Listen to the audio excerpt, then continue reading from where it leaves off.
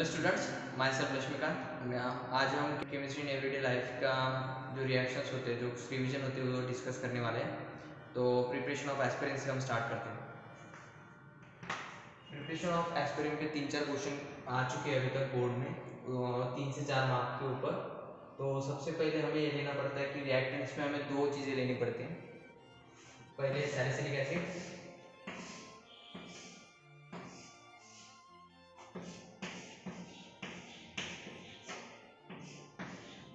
और salicylic acid का structure formula ये होता है, ये सैलिसिलिक एसिड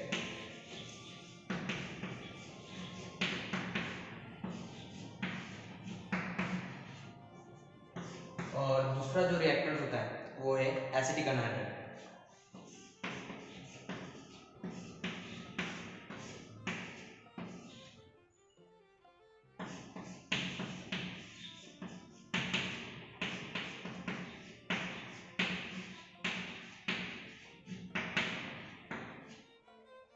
तो देखिए सैलिसिलिक एसिड का स्ट्रक्चर फॉर्मूला, ये बेसिंग रिंग है। अगर इसे OH मिला दे, अगर यहाँ OH होता तो ये फिनॉल कहलाता और यहाँ पे COOH। अगर ये ग्रुप मिल जाता है तो इसे सैलिसिलिक एसिड कहते हैं। तो ये आप ध्यान रखिएगा। और ये एसिडिक अनहाइड्राइड है, इसकी फ्री बॉडी डायग्राम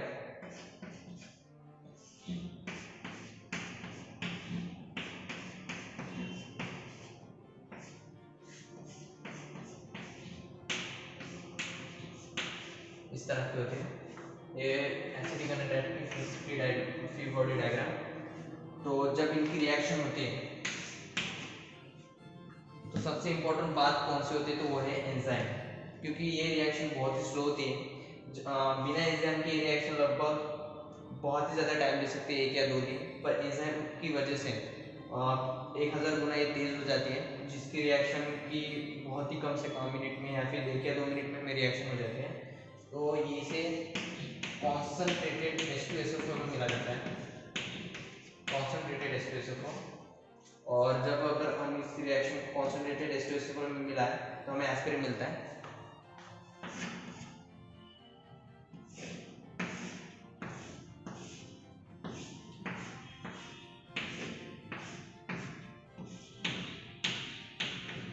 ये जो ग्रुप होता है वो कांस्टेंट रहता है, इसमें कोई चेंज नहीं होता। पर यहाँ का H, यहाँ का H रिप्लेस हो जाता है किससे?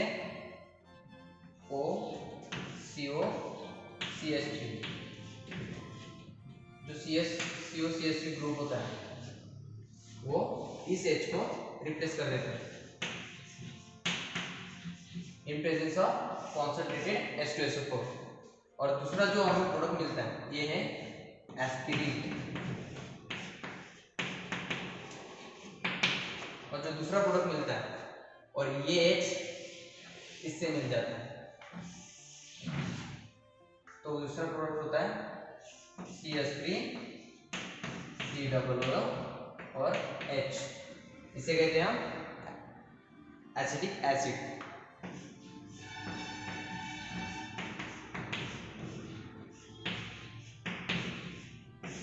तो ये रिएक्शन कभी कभी आपको 1 या 2 मार्क के लिए पूछी जाती है, सिर्फ प्रोडक्ट कौन से हैं, या फिर MCQ में भी पूछा जाता है कि एस्पिरिन किससे बनता है, तो सैलिसिलिक एसिड और एसिडिक अनहाइड्राइड के रिएक्शन से बनता है। और कभी कभी आपको एक एंजाइम में पूछते हैं कि कौन सा एंजाइम यहाँ पे डालना पड़ता है, तो उसका आंसर है कॉन्सनट्रेटेड H2SO4। तो ध्यान रखिए, ये बहुत ही सिंपल रिएक्शन होते हैं, लेकिन कॉम्प्लेक्स चीज़ें है कि COOH कांस्टेंट रहता है, OH में से H यहाँ पे रिप्लेस हो जाता है, और H किससे रिप्लेस होता है, यहाँ पे कौन आता है, और ये सब ध्यान रखिएगा। तो ये पहली रिएक्शन होगी प्रिपरेशन ऑफ एस्पिरिन। ओके, अब हम सेकंड रिएक्शन पे जाते हैं, वो है preparation of soaps. Preparation of soaps.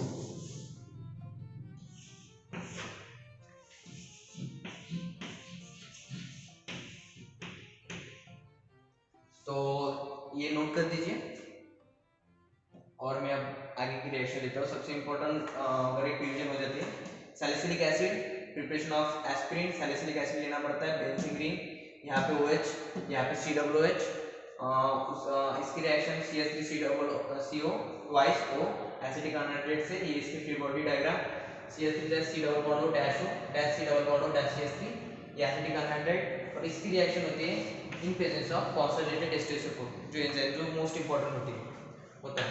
तो उसके प्रोडक्ट दो मिलते हैं, एक एस्पिरिन जो हमें चाहिए रिक्वायर्ड था, बेंजीन डैश COOH, और यहाँ पे H के बदले COCH3 जो ग्रुप होता है वो।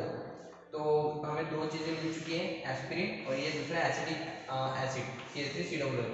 जो ये जो ग्रुप है CH3 डैश O H मिल जाता है, जो यहाँ पे रिप्लेस हुआ था। तो एसिटिक एसिड ये फाइनल प्रोडक्ट। तो प्रिपरेशन ऑफ सोप्स की तरफ बढ़ते हैं।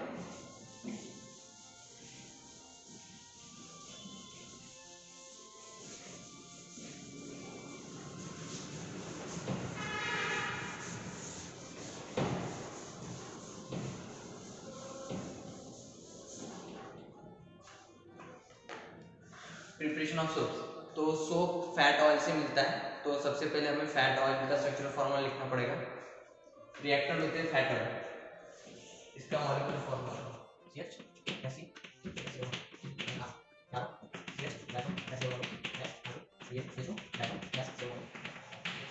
ये फैट ऑयल। तो सबसे पहले हमें फैट या ऑयल लेना पड़ेगा प्रिपरेशन ऑफ सोप्स के लिए। फिर 3 मॉलिक्यूल ऑफ NaOH, ये है फैट ऑयल, और ये है सोडियम एटम।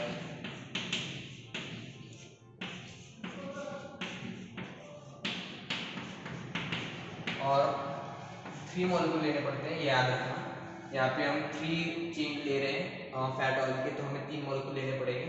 अगर आप दिखाना चाहते हो और एक चेन ऐसे करके, तो यहाँ पे 4th जितने रिप्लेस करने होते हैं उतना NaOH, इसलिए सफिशिएंट NaOH डाला जाता है। एक्सेस NaOH डाला जाता है, मतलब कम ना पड़े रिएक्शन में। और इन प्रेजेंस ऑफ, तो सबसे इम्पोर्टेंट होता है रिएक्शन में जो रिक्वायर्ड होता है वो टेम्परेचर। यहाँ पे एंजाइम की कोई ज़रूरत नहीं होती कि ये फास्ट रिएक्शन होती है, और इन प्रेजेंस ऑफ हीट इसको थोड़ा हीट देना पड़ता है, गर्मी देनी पड़ती है। तो जो रिएक्शन हमें मिलती है इससे हमें सोप्स मिलते हैं। तो सोप्स 2 प्रकार के होते हैं। रिएक्शन फैट ऑयल की रिएक्शन होती है सोडियम हाइड्रोक्साइड से 3NaOH। सफिशिएंट एक्सेस NaOH लिया जाता है कि सफिशिएंट NaOH यहाँ पे प्रोवाइड हो, रिएक्शन खत्म हो, और इन प्रेजेंस ऑफ हीट तो हीट प्रोवाइड करनी पड़ती है। तो इसके प्रोडक्ट है ग्लिसरॉल। सबसे पहले ग्लिसरॉल का structure formula CH2-OH CH-OH CH2-OH। तो ग्लिसरॉल मिलता है हमें एक प्रोडक्ट, और जो दूसरा प्रोडक्ट मिलता है वो है 3R C double bond O dash O negative यानी पॉजिटिव। तो ये है हमारा सोप, ये है sodium carboxylate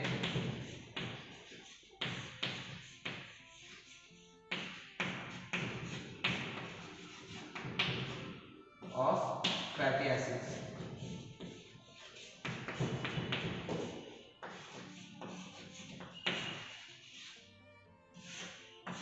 sodium carboxylate of fatty acid.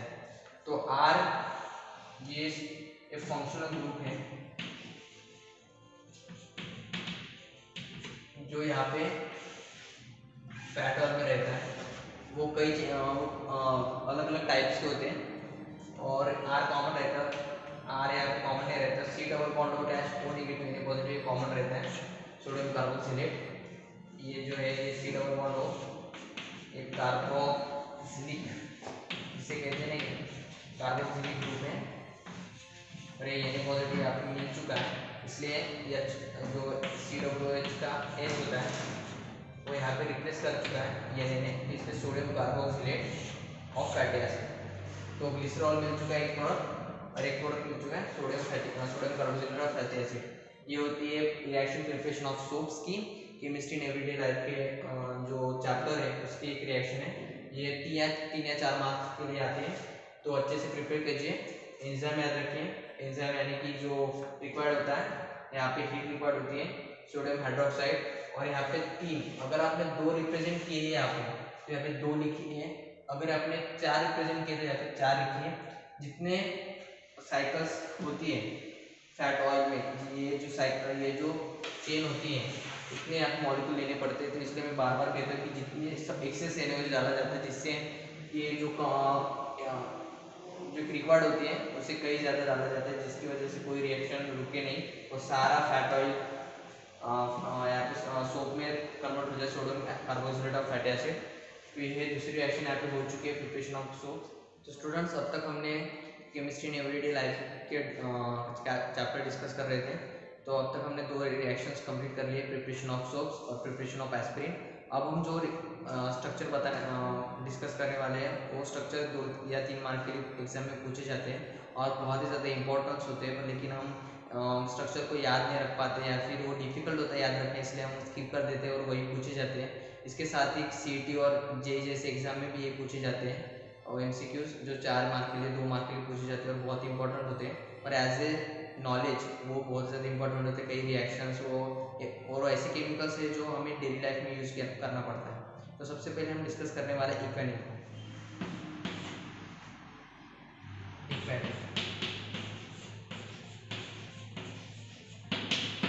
इक्वेनिक का स्ट्रक्चर बहुत ही ज़्यादा सिंपल है।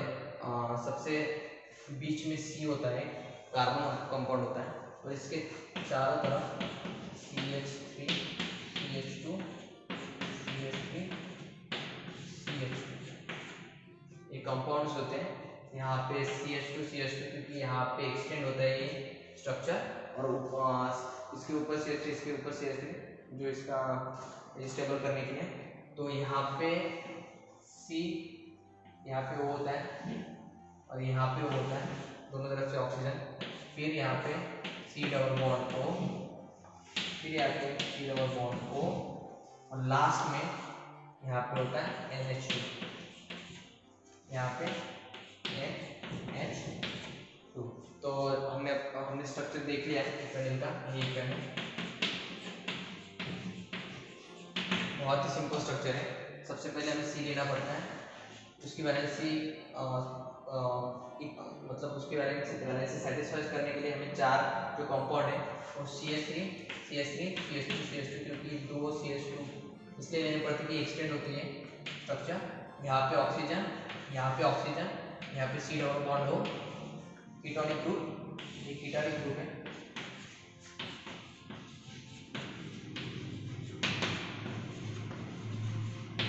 कीटोनिक ग्रुप आ जाता है, और उसके बाद आते हैं NH2, ये अमीनो ग्रुप।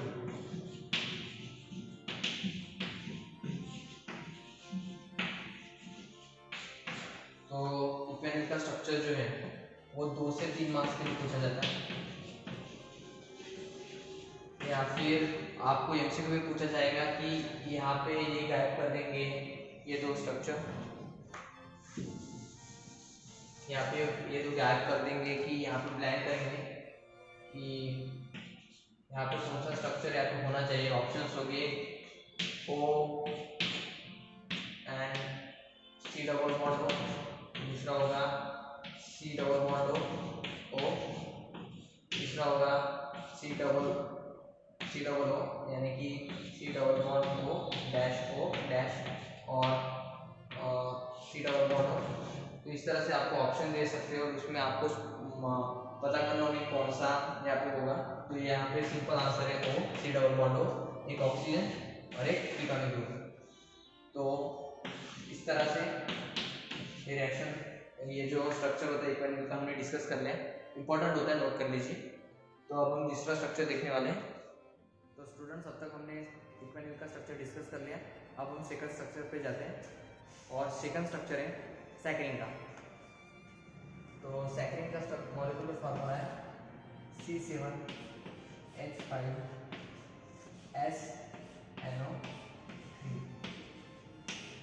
इसका मॉलिक्यूलर फार्मूला लिख लीजिए, प्रैक्टिस कीजिए इसका याद रखने की, और प्रैक्टिस से याद रहेगा। मुझे भी प्रैक्टिस ही करनी पड़ी इसलिए याद करने के लिए। तो ज़्यादा से जितनी ज़्यादा आप प्रैक्टिस करेंगे स्ट्रक्चर की, रिएक्शंस की, जितनी ज़्यादा आप एंजाइम याद रखने के लिए प्रैक्टिस करेंगे कि कौन सा एंजाइम कौन से रिएक्शन में लगता है, इतनी ज़्यादा आपको वो याद रहेगा और एग्जाम पे आप लिख पाएंगे। तो साइक्लिन का स्ट्रक्चर बहुत ही ज़्यादा बेसिक है। सबसे पहले हमें बेंजीन रिंग निकालनी पड़ती है।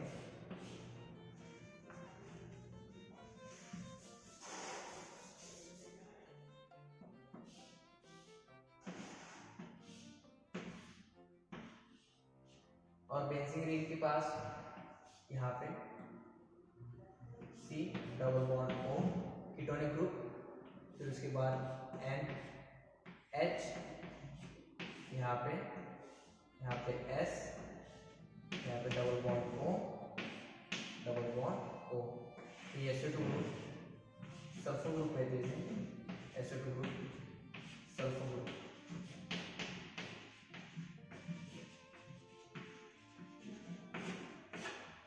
तो इस तरह से है साइक्लिन का structure. C double bond O ketonic group,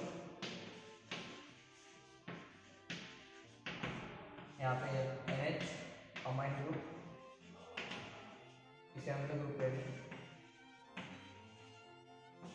यहाँ पे, और SO2 यहाँ पे सल्फर ग्रुप। तो ये है साइक्लिन।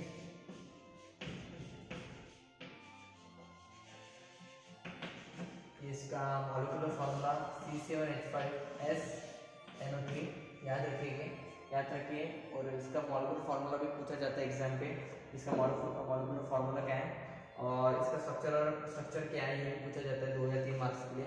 तो एक या दो क्वेश्चन में पूछे गए, एक या दो ईयर में पूछे गए बोर्ड में, तो याद रखिएगा। तो साइक्लिन ये स्ट्रक्चर फार्मूला, सबसे पहले बेंजीन रिंग निकालिए, उसके बाद C डबल बॉन्ड O, ये ketonic group, NH amine group, और फिर इसको कंप्लीट करते हुए S double bond O double bond SO2 sulphur group. ये है साइक्लिन। तो ये आपकी प्रैक्टिस हो चुकी है, ज़्यादातर प्रैक्टिस कीजिए इसकी। एक बार लिखने से या फिर एक बार प्रैक्टिस करने से एग्जाम में आप नहीं लिख पाएंगे। और रिवीजन करते समय ये हमेशा एक बार प्रैक्टिस कर लीजिए, फास्ट में स्ट्रक्चर निकालते जाइए। हर चैप्टर की रिएक्शन आपको पता होना चाहिए, स्ट्रक्चर पता होना चाहिए, तभी आपको मार्क्स मिलेंगे, तभी आपकी अच्छी रिवीजन होगी और आप लिख पाएंगे। तो सेकंड हो गए, और इसके बाद हम डिस्कस करने वाले हैं। तो थर्ड स्ट्रक्चर है मॉर्फिन का। तो मॉर्फिन का स्ट्रक्चर बहुत ही सिंपल है। सबसे पहले बेंजीन रिंग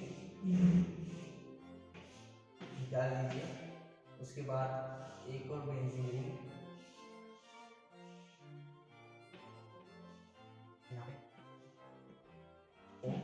यहाँ पे ऑन करें, यहाँ पे एक और हेक्साग्रुप करें, साइक्लोहेक्सेन ग्रुप, ये साइक्लोहेक्सेन ग्रुप, यहाँ पे हो, ये साइक्लोहेक्सेन ग्रुप है। यहाँ पे आपको CH3, यहाँ पे CH2 ग्रुप, यहाँ पे CH2 ग्रुप, और यहाँ पे कर दीजिए, यहाँ पे OH। तो इस तरह से आपका ये मॉर्फिन का स्ट्रक्चर हो चुका।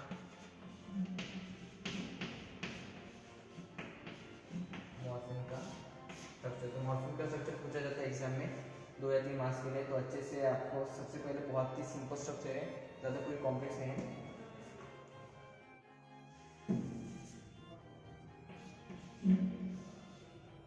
तो सबसे पहले आपको एक सिंपल बेंजीन रिंग बनानी पड़ती है। वहाँ पे आपको, और इस तरीके से बेंजीन रिंग आप 2 तरीके से बेंजीन रिंग बनाते हैं, एक इस तरीके से और एक इस तरीके से, मतलब एक वर्टिकल और एक हॉरिजॉन्टल। तो इस तरह से मत बनाइए क्योंकि ये डिफिकल्ट होता है मॉर्फिन बनाने के लिए। इस तरीके से बनाएं, ये हॉरिजॉन्टल स्ट्रक्चर बेंजीन रिंग का, फिर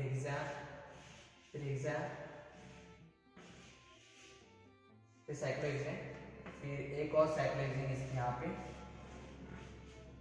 और फिर यहाँ पे जो ऊपर वाला साइक्लोहेक्सेन है वहाँ पे N अटैच कर दीजिए, यहाँ पे CH3, फिर यहाँ पे CH2, वहाँ पे CH2, और ये यहाँ पे अगले वाले इंडेक्स के यहाँ पे जोड़ दीजिए।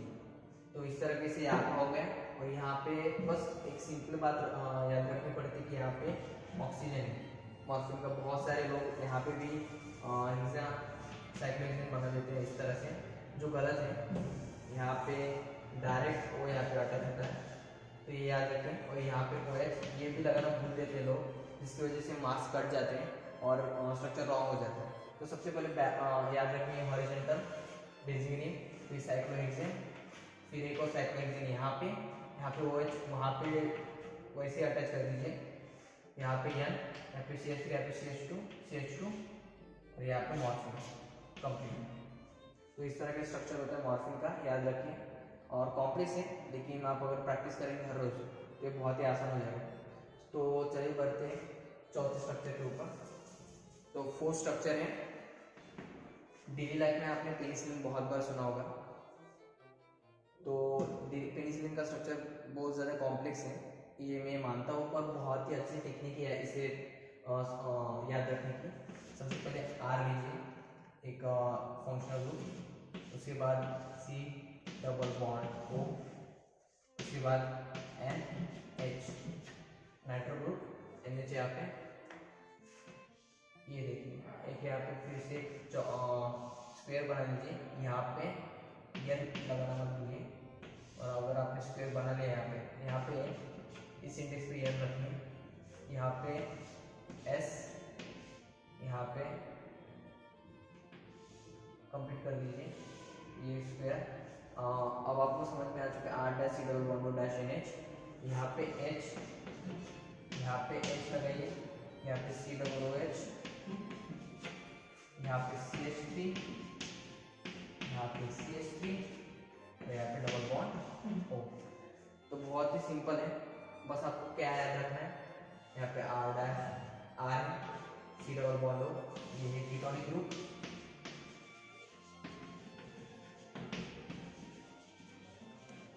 ये है अमीनो ग्रुप,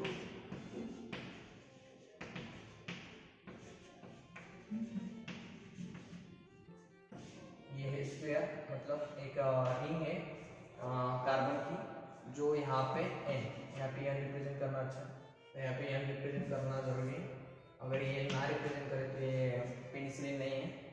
तो यहाँ पे आपको यहाँ पे S, यहाँ पे दो मिथिल ग्रुप, यहाँ पे कार्बोक्सिल ग्रुप,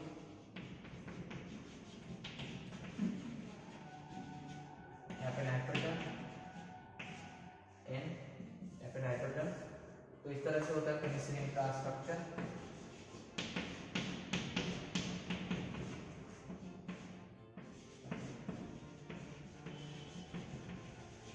तो ज़्यादातर प्रैक्टिस कीजिए पेनिसिलिन का स्ट्रक्चर, क्योंकि बहुत ज़्यादा डिफिकल्ट है, मुझे भी लगता है, पर सिर्फ प्रैक्टिस।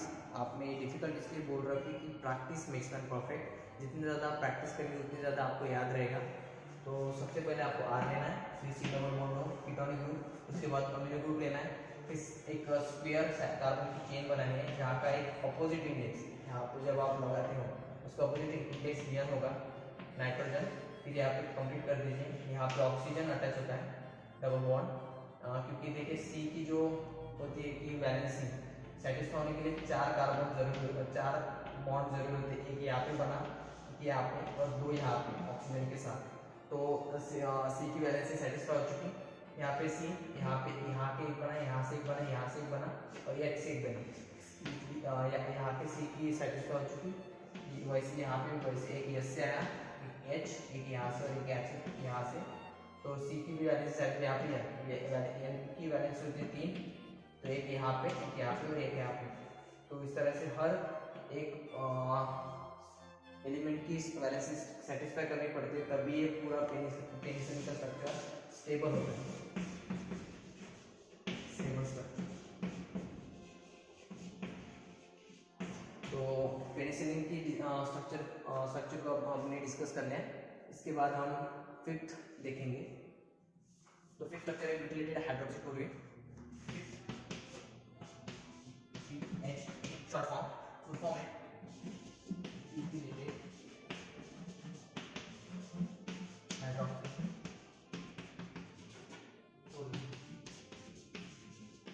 तो ब्यूटिलेटेड हाइड्रोक्सीक्लोरीन का जो केमिकल नेम वो है 2,4-डाइटर्शिल ब्यूटिल, 2,4-डाइटर्शिल ब्यूटिल डिसॉल्व। तो ये देखिए chemical name butylated hydroxy toluene का 2,4 डाइटर्शियल ब्यूटिल पी क्रिसॉल। तो स्ट्रक्चर मॉलिक्यूलर फॉर्मूला है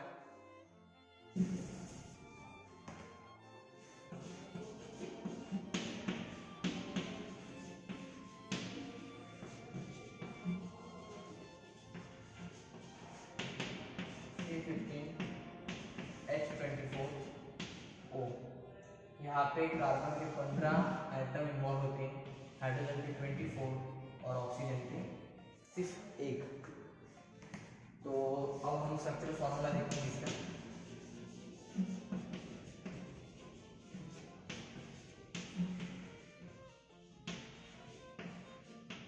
तो स्ट्रक्चरल फॉर्मूला कैसा है, इसका स्ट्रक्चर कैसा है BHT का, तो वो हम देखेंगे। BHT का स्ट्रक्चर सबसे पहले हमें एक बेंजीन रिंग लेनी पड़ेगी।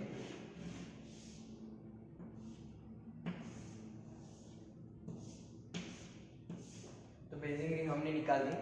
तो यहाँ पे OH अल्कोहलिक ग्रुप, तो इस ये फिनॉल बन जाता है। बेसिक से अगर हम ध्यान दें तो यहाँ पे फिनॉल बन गया और अब हमें यहाँ पे CH3 ऐड करना है। तो अगर इस स्ट्रक्चर को हम याद रखें तो ये होता है टोल्यूइन, इसे टोल्यूइन कहते हैं। अगर हम इस स्ट्रक्चर को टोल्यूइन, अगर सिर्फ हम इस स्ट्रक्चर को याद में रखें या फिर ध्यान रखें तो ये टोल्यूइन कहलाता है। इसे कहते हैं टोल्यूइन।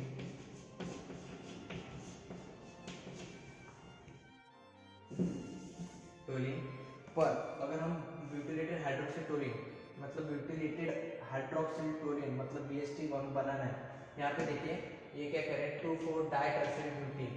तो 2,4 डाइटर्शियल ब्यूटीन, तो हमें यहाँ पे H बनाना है। देखिए OH यहाँ पे लगा हुआ, तो यहाँ पे 2,4 डाइटर्शियल ब्यूटीन, तो एक है C-CH3 बाय 3 और एक यहाँ पे C-CH3 बाय 3। तो इस तरह से हमें याद रखना पड़ेगा। 2,5 है यहाँ पे, 1 ये है, 2, 3, 4, 5, 6, 2,6 डाइटर्शियल ब्यूटिल पी क्रिसॉल।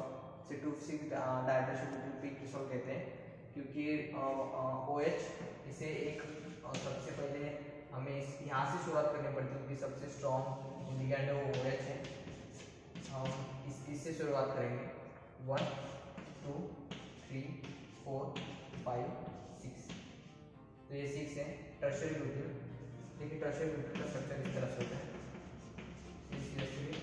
मतलब एक C3 CH3 है यहाँ पे और एक वैलेंसी यहाँ पे सेटिस्फाई नहीं होती, ये पॉजिटिव ले लेता है।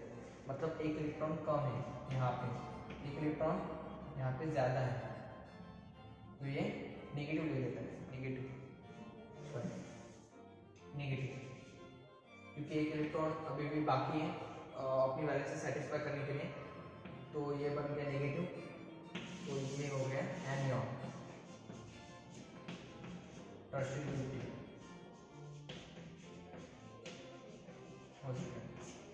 ये टर्शियरी ब्यूटिल यहाँ पे नंबर 2 पे और एक यहाँ पे नंबर 6 पे।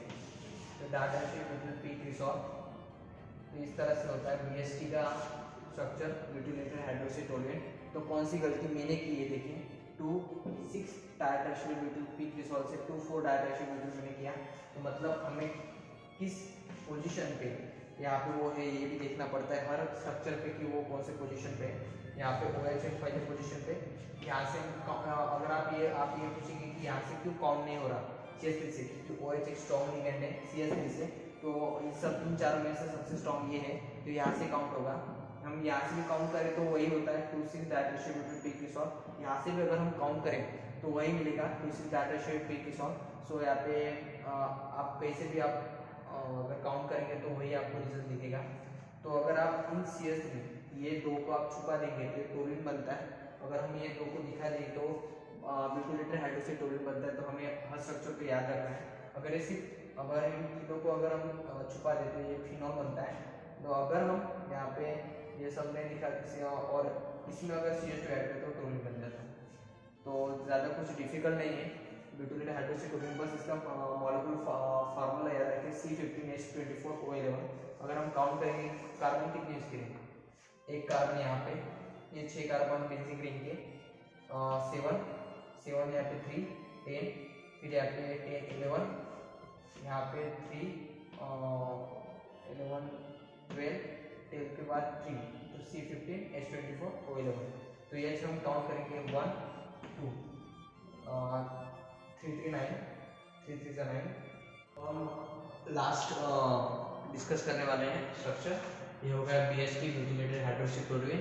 इसका केमिकल नेम है 2,6-डाइटर्शियल ब्यूटीन पीक्रिसॉल। मॉलिक्यूलर फार्मूला है C15H24O। C15 different from oxygen. यहाँ पे स्ट्रक्चरल फार्मूला CH3+C+CH3+CH3 ये टर्शियरी ब्यूटीन का केमिकल फार्मूला याद रखिए कि ये टर्शियरी ब्यूटीन है। तो इसका और अगर हम ये दो छुपा दें तो ये होता है टोल्यूइन, अगर हम तीनों छुपा दें तो ये होता है फिनॉल। तो अगर हम ये सब मिलाकर होता है tertiary butylated hydroxy toluene. Butylated hydroxy toluene. इस तरह से आपको ब्यूटिलेटेड हाइड्रोक्सी टोल्यूइन मिल चुका है। तो का स्ट्रक्चर आपको समझ में आ चुका है। OH CCH3/3 CCH3/3 CH3। तो टोल्यूइन क्या है, फिनॉल क्या है और ब्यूटिलेटेड हाइड्रोक्सी टोल्यूइन क्या है, ये आपको समझ चुका है। अब हम लास्ट स्ट्रक्चर की तरफ जाएंगे। सो लास्ट स्ट्रक्चर है इस टॉपिक का BHA, और इसका फुल फॉर्म है butylated hydroxy anisole. Butylated hydroxy एंसॉल।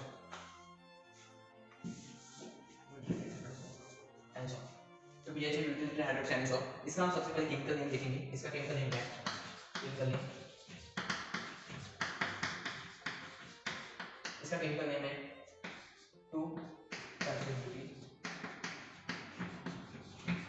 4-methoxy phenol. तो ये इसका केमिकल नेम 2-4-methoxy फिनॉल, और इसका जो रेगुलर नेम है BHA ब्यूटिलेटेड हाइड्रोक्सी एंसॉल। ये रेगुलर में यूज किया जाता है ब्यूटिलेटेड हाइड्रोक्सी एंसॉल BHA। तो इसका केमिकल नेम है 2-4-methoxy फिनॉल, जो IPC नेम से नॉमेनक्लेचर होता है उसे ये नेम है। तो इसका मॉलिक्यूलर फार्मूला है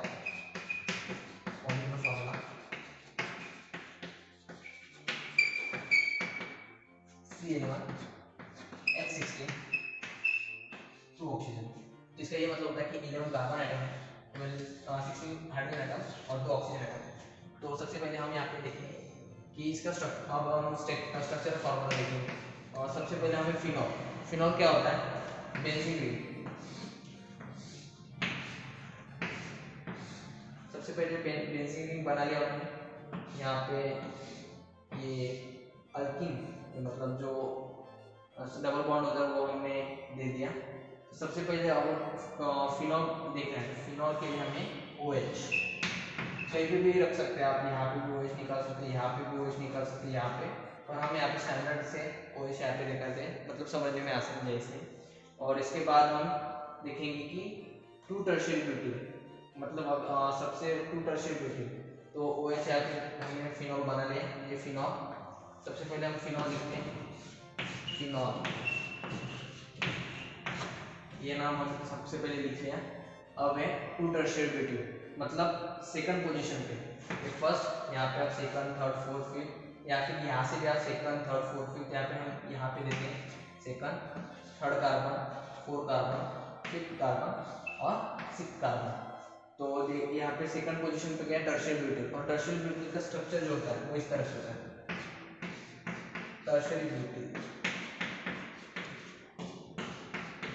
टर्शियरी यानी कि 4 कार्बन एटम, 1 2 3 4, और ब्यूटील और टर्शियरी ब्यूटील इस तरह से कि 3 कार्बन यहाँ पे, एक कार्बन को सेटिस्फाई करते वैलेंसी पर, एक कार्बन यहाँ पे, एक इलेक्ट्रॉन यहाँ पे अनपेड रहता है, तो इसको इसी वजह से ये एनियन बन जाता है, क्योंकि नेगेटिव चार्ज यहाँ पे चला जाता है। तो CCS3/3 ये कौन सा चार्ज होता है? नेगेटिव। ये हमेशा आप याद रखें। तो ये CCS3 आपको सेकंड पोजीशन पे लाना है, CCS3/3। तो ये आप सेकंड पोजीशन पे आ चुका।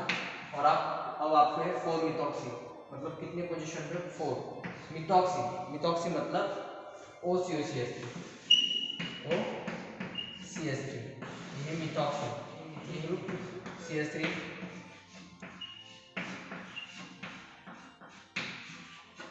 तो ये मिथिल ग्रुप CH3 OCH3। तो इसका जो CH3 है उसे मिथिल कहते हैं, और जब ये O यहाँ पे जुड़ जाता है तो इसे मिथॉक्सी कहते हैं, मिथॉक्सी। तो अब आप कहेंगे कि ये जो अनस्टेबल था इसे एक बॉन्ड मिल गया तो ये स्टेबल हो जाना चाहिए, लेकिन ऑक्सीजन की वैलेंसी होती है 2 और एक ही वो बॉन्ड बना सकता है यहाँ पे, तो इससे वजह से ये अनस्टेबल हो जाता है। तो O-C-H-H ये इसका फ्री बॉडी रहेगा, तो ये अनस्टेबल हो जाता है। फिर से यहाँ पे एक इलेक्ट्रॉन रहता है, तो ये माइनस, ये एनियन मिल जाता है, मतलब नेगेटिव चार्ज यहाँ पे मिल जाता है इसे। तो ये देखिए ये टर्शियरी ब्यूटिल, और यहाँ पे 4 मिथॉक्सी। तो मिथॉक्सी क्या है? OCO-CH3। और जब यहाँ पे एक इलेक्ट्रॉन यहाँ पे वैलेंस बॉन्ड का वैलेंस शेल का एक इलेक्ट्रॉन जब बचा रहता है तो यहाँ पे नेगेटिव आ जाता है, और यहाँ पे एक बॉन्ड यहाँ पे मिलता है, तो जो इलेक्ट्रॉन पेयरिंग होती है यहाँ पे शेयर होता है, यहाँ पे OCH3। तो इस तरह से आपको मिल चुका। देखिए यहाँ पे हमने फिनॉल लिखा है, और फिर क्या किया हमने? 2 टर्शियरी ब्यूटिल